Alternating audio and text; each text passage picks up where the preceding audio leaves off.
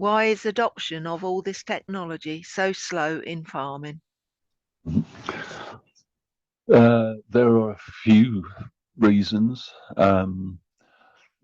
First, you have a business that is highly capitalized, and you can't make changes overnight to a tractor that you bought for $250,000 2 years ago.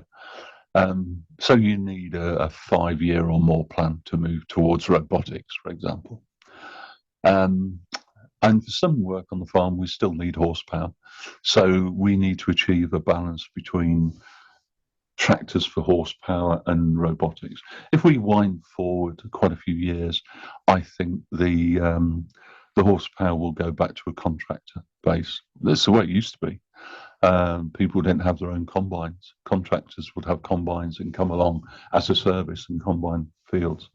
And I can see it heading back towards that. Because as the advent of robotics takes hold through the next generation. Then there's the human resistance to change. I've spent a lot of time as a change manager, and that's what I manage. Most farmers were brought up in that industry and have learned to do things in a certain way. And to change that mindset, however convinced you are of the new technology, is still a mountain to climb. People feel inherently safe with what they know, even if rationally they can see a better way forward. It's like two separate parts of the brain. Take, for example, auto steer. Auto steer is a system within tractors that steers the tractor using GPS from signals from satellites, like in the car, to steer the tractor in a straight line across the field. And if you steer it in a straight line next to each other, you can cover the whole field in terms of cultivation or spraying or drilling, planting, whatever. Auto steer was introduced, I don't know, 25 years ago. And now it's only really just becoming the mainstream.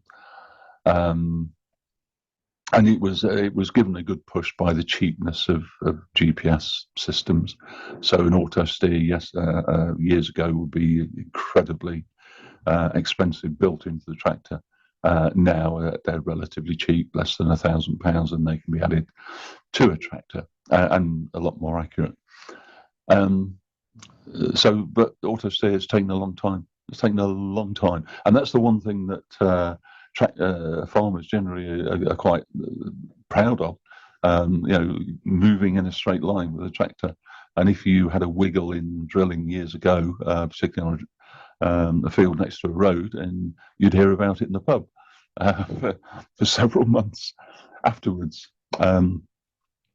So even in an area that was of interest to farmers, it's taken a long time for auto steer to get embedded.